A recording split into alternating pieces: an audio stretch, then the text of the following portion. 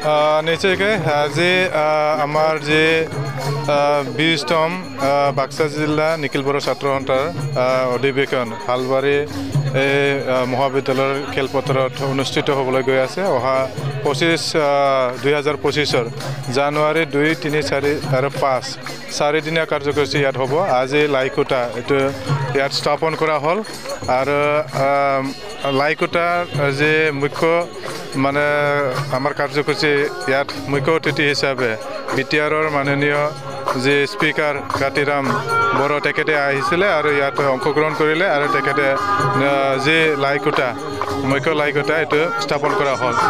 আৰু ইয়াৰ দ্বাৰা আমি এইটো মানে জনাব খুজিছোঁ যে নিখিল বড়ো ছাত্ৰ সন্থা যে অহিংসা নীতিৰে কাম কৰি আহিছে আৰু সকলো জাতি জনগোষ্ঠীক আৰু এই অঞ্চলক শান্তি স্থাপন কৰাৰ কাৰণে লগতে আমাৰ শিক্ষা দিগত উন্নয়ন হোৱাৰ কাৰণে আমি এটা প্ৰচেষ্টা হাতত লৈ কাম কৰি আছে। আগন্তুক দিনতো কাম কৰি যাম আৰু আমাৰ ইয়াত অধিৱেশনত ডেলিগেট হ'ব, পৰ্যালোচনা হ'ব আৰু বহুতো আমাৰ সিদ্ধান্ত লোৱা হ'ব যে আগন্তুক দিনত আমি 2 বছৰত কেনেকৈ কাম কৰিম, কি কাম কৰিম।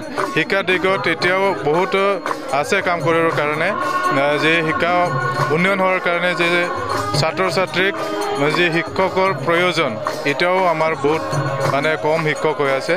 এতিয়া টেট অনুষ্ঠিত কৰিছে আৰু মানে ME আৰু LP ছেকশ্যনৰ শিক্ষকটো মানে এতিয়া প্ৰদান কৰা হ'ল বা ৰিক্ৰুটমেণ্ট কৰা হ'ল।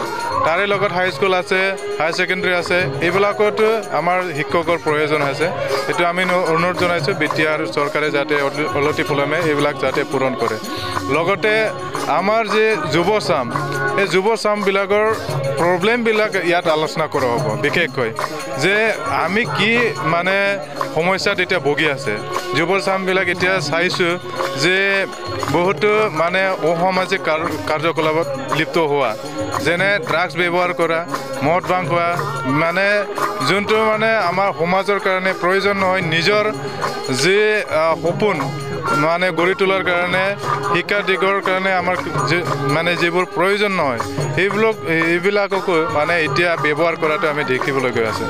গতিকে এইটো কেনেকৈ সজাগতা সৃষ্টি কৰিব পাৰে আৰু এইটো বাক্সা হিচাপে আমি এইটো কেনেকৈ নিৰ্মূল কৰিব পাৰে, ড্ৰাগছ বিশেষকৈ ড্ৰাগছ সেৱন কৰা আৰু যি মানে ইয়াত যি জুৱা চলোৱা এইবিলাক কেনেকৈ মানে নিৰ্মূল কৰিব পাৰে, প্ৰশাসন লগত আমি মানে কাম কৰি আছে আৰু আগন্তুক দিনতো কাম কৰিম। এতিয়া বাক্সা হিচাপে বহুতো ঠাইত মানে আমি গম পাইছোঁ যে মানে ইমান জুৱা চলা নাই, এই বছৰ বিশেষকৈ অলপ কম হৈছে।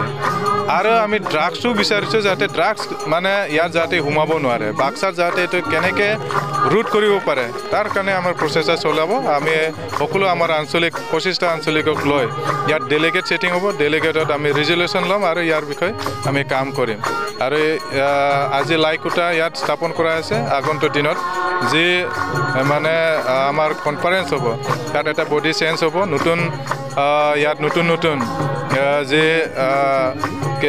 আমাৰ ডেলিগেটকেইটা ইয়াত অংশগ্ৰহণ কৰিব আৰু নতুন যি মেম্বাৰকেইটা জিলা পৰ্যায়তো আহিব আৰু নতুনকৈ এটা মানে ইয়াত সিদ্ধান্ত লয় ভাল এটা বাক্সাত কেনেকৈ শান্তি সম্প্ৰতিভাৱে সকলো লগত ৰাইজৰ লগত আৰু লগতে মানে ছাত্ৰ ছাত্ৰী আৰু বিশেষকৈ যুৱচামক কেনেকৈ আমি ভাল এটা দিশত ল'ব পাৰে তাৰ বিষয়ে আলোচনা কৰি কাম কৰাৰ কাৰণে সিদ্ধান্ত লোৱা হ'ব।